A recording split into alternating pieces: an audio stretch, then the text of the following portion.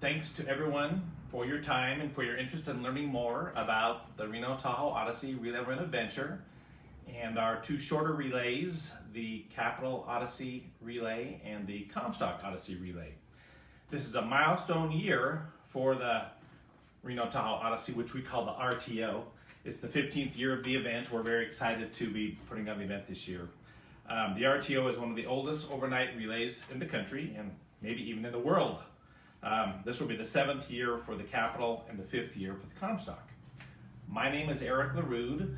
My wife Stephanie and I are the ones who founded the RTO 15 years ago. We are the owners of the event, this unusual event that showcases the Reno Tahoe region.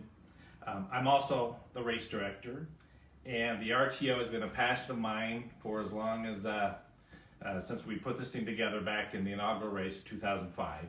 I'm very proud of it and continue to work very hard on this event, along with Kelly Corrigan, the one and only Kelly Corrigan, who is Race178's Director of Marketing and Runner and Sponsor Relations. Kelly has been with our little race production company since 2015. Now she's actually run the RTO. I just have been putting it on for a long time. She ran it before, and now she's been helping put it on for the last 3 years. Kelly is a critical member of our Race178 team. She handles 1,000 details, maybe 1,001, and she's probably communicated with you at some point in preparation for your grand running adventure. We're also joined behind the camera today by Sheena Brisky-Evans, who is another key member of our Race178 team who helps us with our events, and she is our Facebook Live consultant for this Relay 101. So hopefully this will go smoothly. During this live presentation, you may post questions and we will try to respond during the presentation. If not, we will respond within the next 24 hours. And if you have more questions, of course, you can always email and call Kelly or myself here at the office. So one way or the other, we get back to you. We take that, it's very important to us. All right, we are going to be publishing a runner's handbook, and we'll be doing that next week. This is what it looks like in a binder. Kelly put this together. This is what mine looks like without the binder. But it's a thick document. It's got tons of information, and most of that information is already right now on the website. So if you want to start looking on the website now, you can do that. We will post this handbook, which is easy to handle and deal with. More about the handbook later. As for this presentation, we are going to take about a half hour, and we're going to try to cover the following topics very briefly. Some of the basics of the RTO and the Capital and the Comstock Odysseys, some of the critical rules, a few thoughts about getting ready for the races, some key tips to follow during the relays, a few other points about the relay, and then what's new in 2019. We do have some course changes, some other new things we want to give you a little tease about. So let's begin. Kelly? All right. So you guys probably already have been on the website and everything. There's a ton of information there. A location to find a lot of that is under the planning tab. There's another button under there that says helpful information. A lot of what we're going to cover is there. There's 3 key documents that are there that you guys are going to want to make sure you're familiar with: relay guidelines, tips, and a checklist. There's also volunteer requirements and critical rules there too. So everything's there. If not, like Eric said, we're very accessible to you guys. Don't feel like you're on your own. Just shoot us an email or give us a call. So overview, how the RTO works, if you haven't figured it out. So this is what you're going to be doing in about a month. Or you'll be running. 178 miles, all broken into 36 different legs. So those aren't miles. Yep, they're legs. And the Capital Odyssey, if you happen to do that, that starts in Carson City. That's the last 12 legs in. And the Comstock Odyssey starts in Virginia City, right by leg 30 there, and that's the last 6 legs in. So those join the RTO already in progress. They're the ones that are going to be smelling better and looking fresher and everything else in the very early Saturday morning. So Now all the maps for each of these legs are posted on the website, and that they include both the elevation but also runner directions and van directions. So those are critical to have, and we'll keep referring to the runner handbook and having a copy of that in different places. So most RTO teams are going to have 12 people. So I'm going to focus primarily on that, but I wanted to let you guys know there are some crazies out there that do ultra teams, so they're only doing 6 people. There might be a few that do it with a few less. They're a total other breed, and there are specific tips for the ultra teams on the website, courtesy of EJ Maldonado, and thank you to him. He put those together because he's been doing an ultra team since the beginning of, I don't even know when, so thank you. He's also part of our Circle of Fame, so he's done all 15 legs. Obviously, if you do an ultra team, you do them a lot faster. All 36 legs. All 36 legs, yeah, sorry, yes. So going back now, your 12-person teams, your 12 runners, you're going to go, each runner is going to do 3 different legs. You're going to rotate through those legs. So if you have leg 1, you're going to do leg 13, then you're going to do leg 25 when the time comes around. Usually the 12-person teams are in 2 different vans. So van 1 starts with runner 1 through 6. They're the running van at the moment.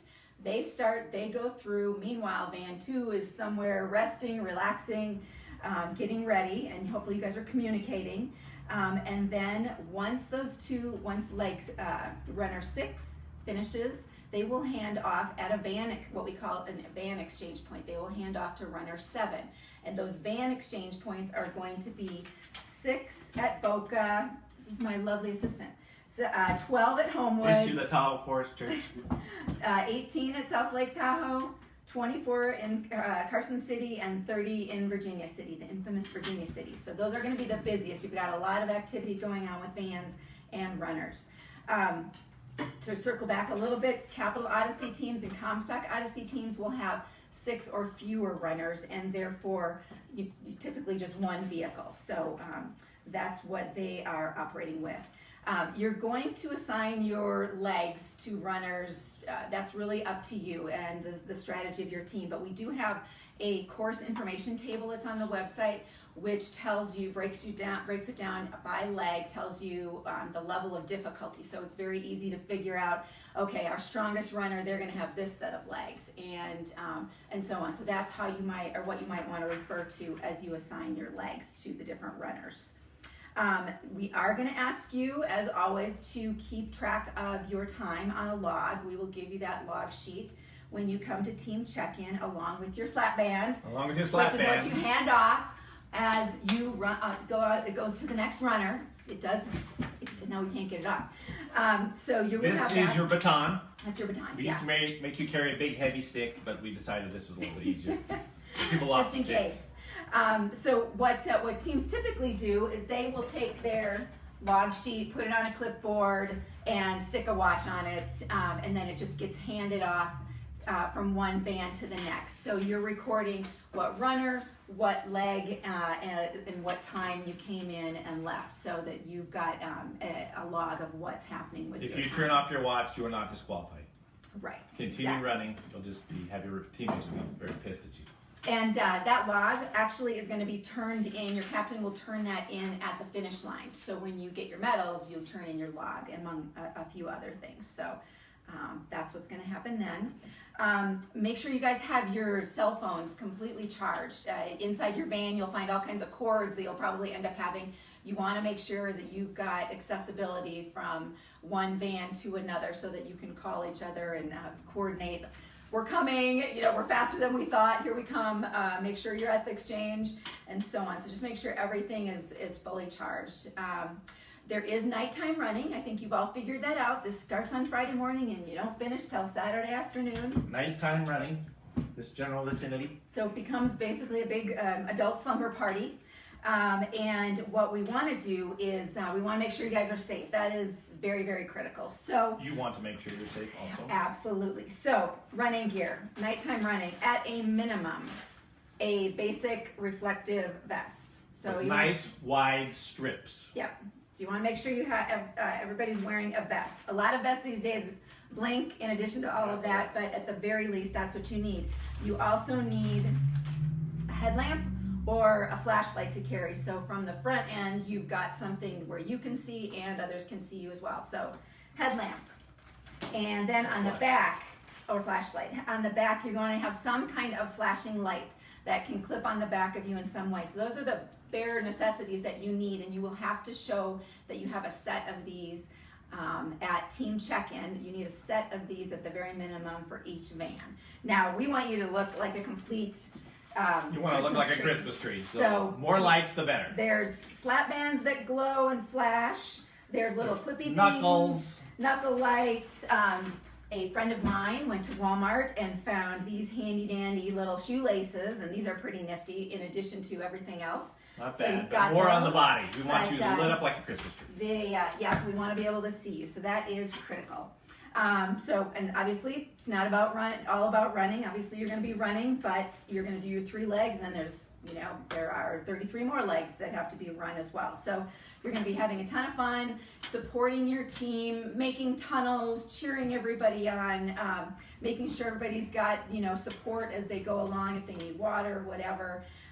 You're going to get to explore the whole Reno Tahoe region, eating the right things, getting a little bit of sleep, hopefully getting a chance to take a shower, maybe not, and being able to change into fresh clothes. So it's not all running. There's a lot of other fun. People have met, have joined teams. They don't know anybody.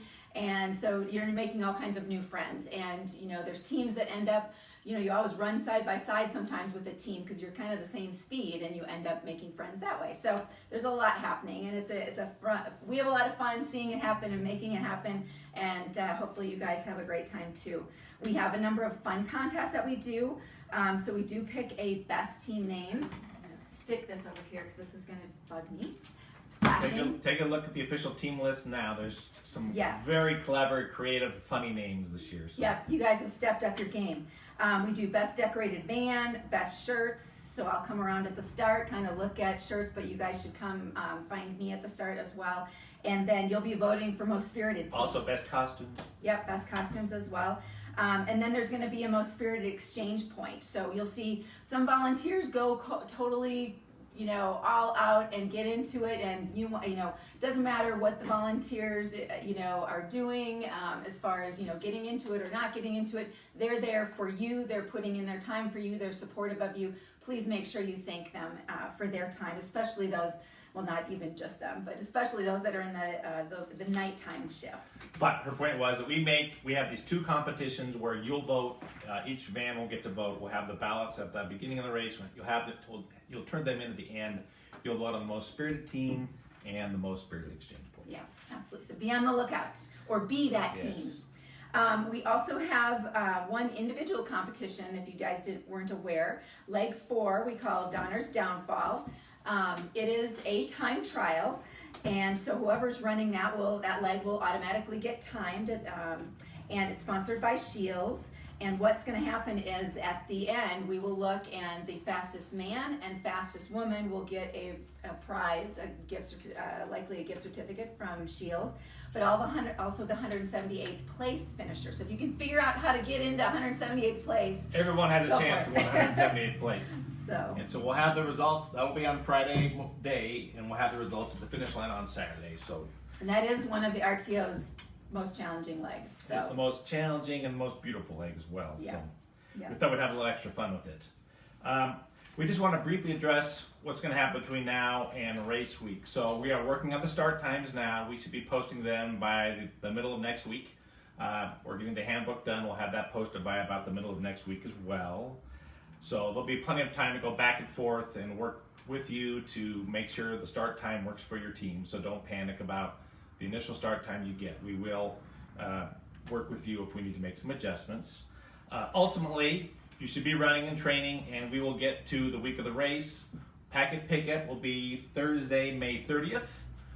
We will be at the Pioneer Center for Performing Arts, where we were last year, out on the plaza in front. That will be 4:15 to 7:30. So we would like as many teams, ideally all of you, to pick up your packets that day. Not everybody has to be there, but at least one person to be there to pick up the stuff for the team. we'll explain that all in the handbook. As for the check-in process, it's quite elaborate. We have a captain's meeting that night at about 7:35. Again, we'd like at least one representative from each team to be there. That's where we go over any last-second road construction, course issues, anything like that, weather issues that we need to talk about. So we'll do that, but we also have a lot of fun at that race. We're going to introduce a select group of runners who've run this race all 15 years, and we also announce and go over the best team name winners. So we have a lot of fun that night as well. And there'll be some merchandise there and everything, so if you want to get that, that's probably the best place in time to get it before certain things sell out and everything. The supplies are best at that time. And then, of course, the race starts the next day. Between 7 a.m. and 4 p.m., teams will take off, and off you go, and you finish Saturday. We'll try to get you all to the finish line somewhere between 11 and 2 o'clock. Again, we'll work with that. We'll work with you when we go over your start times with you. So that's kind of just an outline of the race week and the race weekend. That Saturday night, you have your best sleep ever, your best night of sleep ever. So. Let's see. Just want to go over a few critical rules real quick. Critical rules, this event has been around for 15 years. We want to be around for the 16th year next year, and we want it to keep going. So we will have already on the website, we have a short 1 or 2 pages. We boiled down the critical rules down to just a couple pages. We really need you to follow those rules. We'll have it even on one piece of paper in your handbook. But I just want to point out a few things real quick. When we're leaving town on legs 1 through 3 out of Reno, RPD, we had a number of complaints last year, so we got to be careful about not blocking driveways and bike lanes when the vans are supporting their runners. We do have a restriction on how long the team vehicles can be. They can't be over 20 feet long. You can't be pulling a trailer. You can't be driving your RV into the van exchange points. We do let RVs park at 18 and at 24. But they can't be going down the course because they tie up all the traffic here. But if you want to arrange for an RV to magically and mysteriously show up at 18 and 24 to be your lodging, that's okay. Because at 24, there's a Walmart parking lot. Big parking lots at both those places. Let's see, just a few other things. Highway 89 is our most challenging road on the course. So we really need you to really be focused on safety there. We actually require everybody to wear a reflective vest, even in the daytime. So reflective vests on Highway 89. Those are legs 8, 9, 10, 11, 12, 13, 14, 15, and 16. So please wear your vests. And Eric and I do drive along the course, and we will yell if you guys don't have them on. So or we could do worse. Trouble. Yeah, we could disqualify your team. We don't want to do that. Yeah, so another thing about last year, CHP asked us this year to make sure when you're parking down here and it gets to be dark, you need to be parking in the right direction with traffic. You can't be parked the wrong way with your headlights into oncoming traffic. So we've got to take a few more steps to be a little bit more safe and cautious on Highway 89. We'll have this all outlined in the handbook, so please take a look at that. Of course, a couple basic things. Runners can't use headphones from legs 8 to 32, so get used to not running with headphones in the next month if you run with headphones. And of course, it goes without saying, respect everyone's property, and please be quiet in our quiet zones. We do have some quiet zones where we're near a lot of homes, South Lake Tahoe, Tahoe Keys, Genoa. So please, in those areas, as much as we want you to be celebrating and having fun, give it your silent, keep your silent to a minimum. You're silent, and don't honk your horn so much when it's nighttime in the quiet zones. So that's just a quick review about some critical rules. So Kelly's going to talk about how to get ready for these relays. Right, and this, I mean, a lot of this is common sense. So obviously, at this point, you should be training. I know that some people sign up and they don't realize what they're signing up for, but this is a running race. This is the time you should be training now. So you can't start the day of the event. That's not going to be helpful to your teammates. You want to you want to make sure you train for the total length of your leg, and most of the, which means, total lengths combined. So which means about a half marathon kind of distance, so about the 13-mile distance. You want to at least build your endurance so you can handle that length.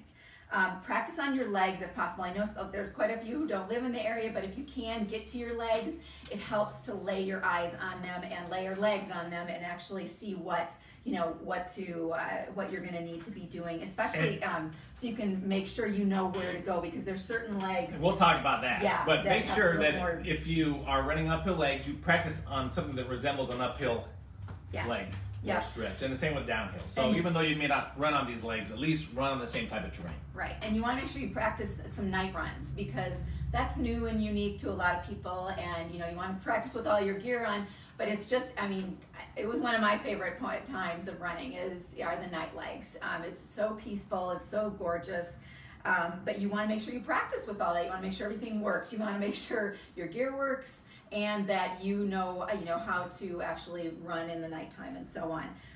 Run 2-a-days, run 3-a-days. Get up at, I know people who've gotten up at 3 o'clock in the morning and then went back to bed and then went to work and then got home in the afternoon and went for another run. So do something like that so your body knows to expect, that you need to be running at random times during the day. That's the most unusual part about the event, is that you just don't run once. You're going to run once and then you're going to rest for hours and then you're going to run again and you're going to do that a third time. So, and if you're an ultra person, you're going to do it 6 times. But practice that. It will help you when it gets to the real thing. Yep, definitely. Great. And we've got one practice run left. It's going to be May 11th, leg 7. So if you can join us for that, join us. If you want to go on your own, go on your own. But anyhow, the point is, get out there, try to see your legs and do that. Bottom line is just make sure you're ready physically and mentally to have a good time and run. Be trained, rested, familiar with everything. It's gonna be a much better experience for you guys that way, and we want you to have a great experience. So. And your teammates will like you a lot more too if you can run on your legs. Yes. All right. Some key tips to follow during the relay. And again, don't panic if you're not writing this all down. You can watch this video again, but all these things are going to be in the handbook. The number one tip really is to know your legs. Study the leg maps. Again, if you can visit here, if you live here, drive your legs, run your legs. During the race, carry your leg maps, have your phone with you. We do put out signs at all the turns, but people like to mess with the signs, or you may not see them in your excitement. So really you need to study those maps and know your legs as best as possible. 2, be attentive and alert. Again, we talked about not wearing headphones on legs 8 through 32. The roads in some places are a little bit rougher than others, so you just need to be alert.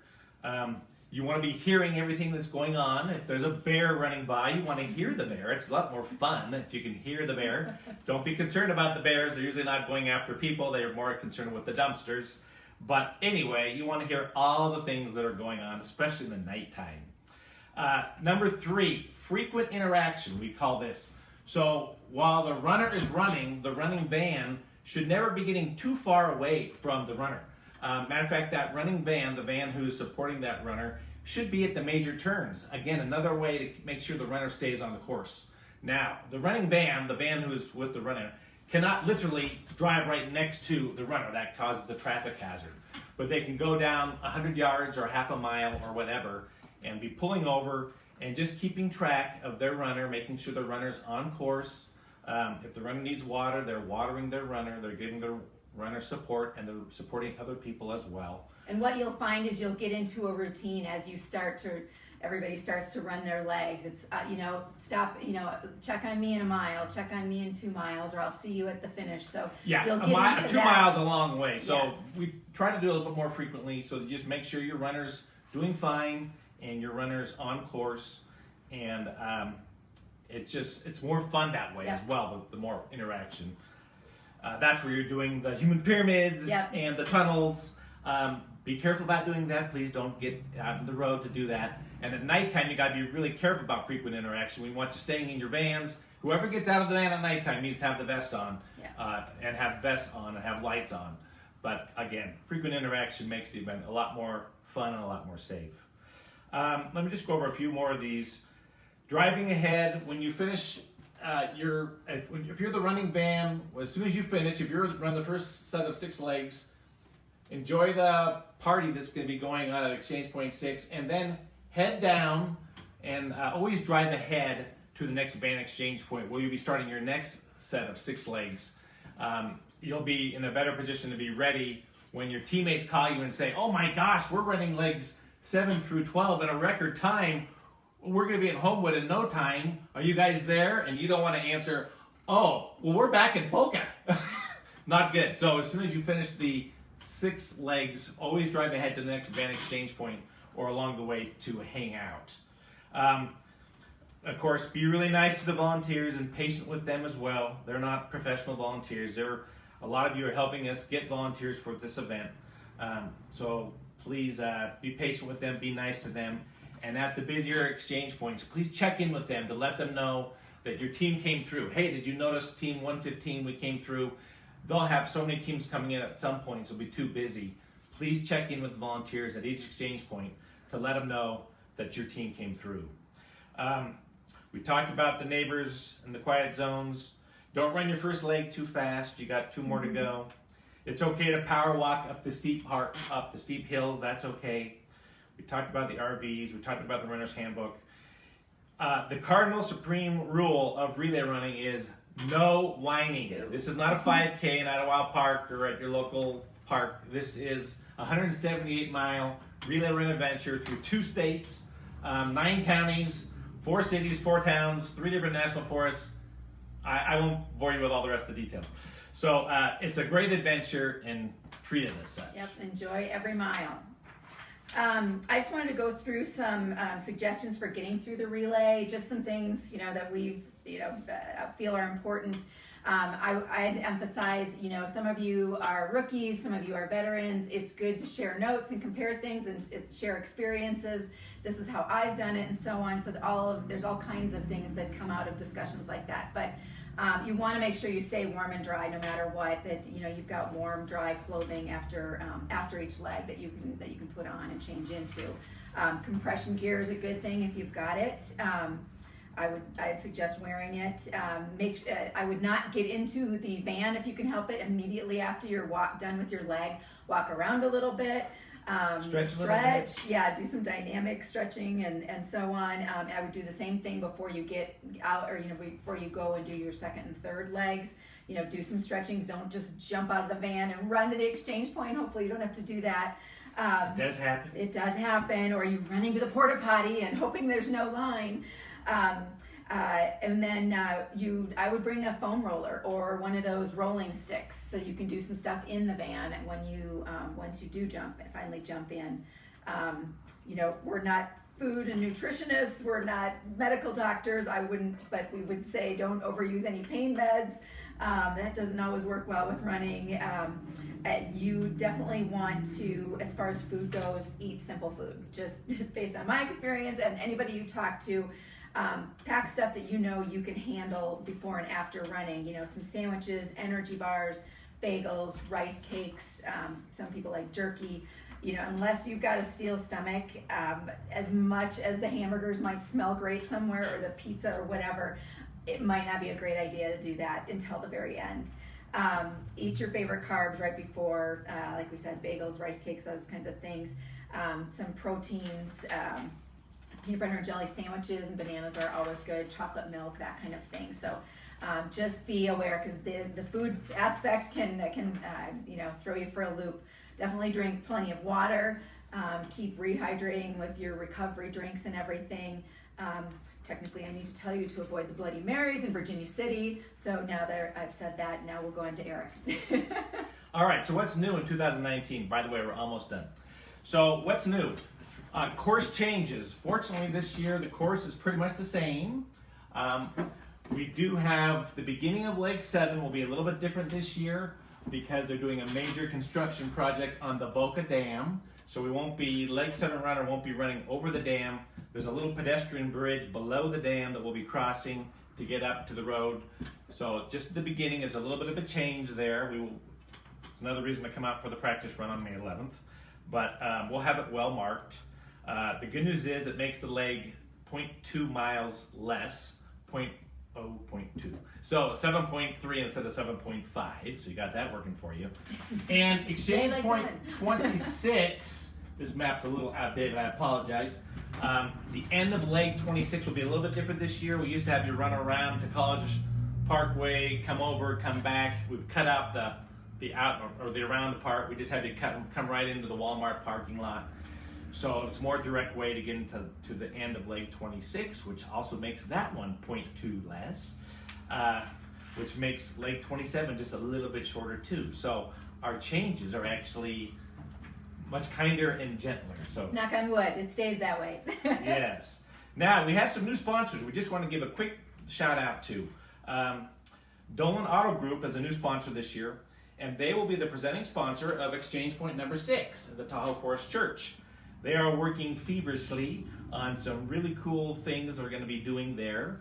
We're not going to talk about them at this time because they're still coming together. But everyone's going to definitely want to come in to the Tahoe Forest Church property and see what's going on. It's going to be a really good time, and we're excited about that. Other new sponsors include Sprouts, who will be helping us with snacks to put in everybody's goodie bag. Grand Rounds is a company that's out of San Francisco, who will be helping us handling all the goodie bag and race shirt stuffing behind the scenes. They'll also have a team in the event. Full Pedal will be helping in a big way at the start line, getting everybody pumped up, as well as Lululemon, and of course Kaya Fit will be there for that as well. And Jimmy Bean's Wool is going to be a sponsor of the event. They are in the business of knitting, and you're saying what? What is that? The and connection of running, knitting, and Laura, their owner and founder, they're coming up with some great ideas that's going to bring out your inner knitter being. So stay tuned for details about that. We'll be sending out emails about some of these last things that are happening. They may not all make it into the handbook, but you'll be getting all the details far in advance in the middle of the month of May or beginning of May, so you have a few weeks to really get excited about it. Yep.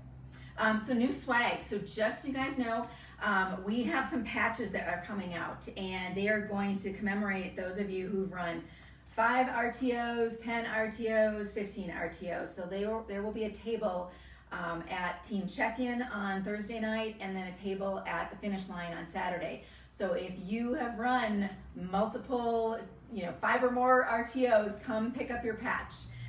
We want to celebrate you and commemorate you, and we appreciate that you've come back, year after year. Or if this is your first year, we hope you see you again.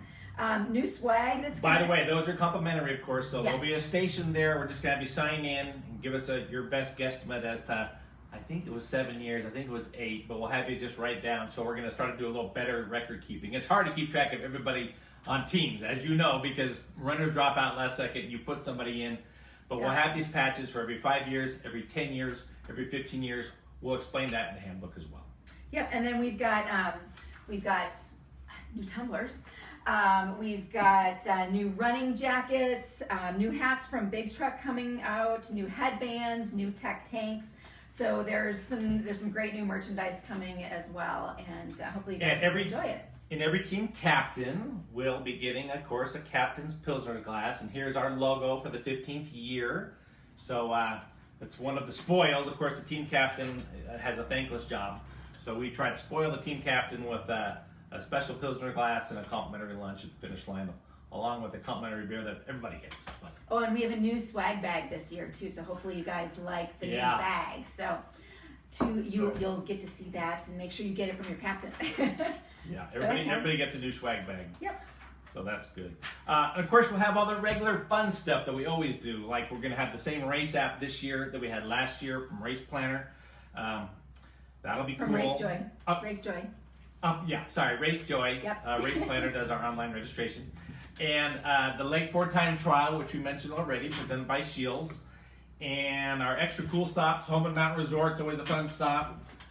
They should have their grill open this year. They'll have the grill open. Virginia City will be Virginia City. It'll all be good up there. And so that's one of the most fun scenes on the course. We mentioned the Goofy contests, our big finish line party, a lot of great returning sponsors. So I think that's about it. Yeah. Tina, any questions? Okay. If you do have questions, like we said, our email is on the RTO, RenoTahoeOdyssey.com website. So please just shoot us an email. We're happy to spend time and answer your questions and put you at ease. And we're excited to have you guys and look forward to seeing you soon. Yeah, so thanks for tuning in, and we'll see you at the end of May.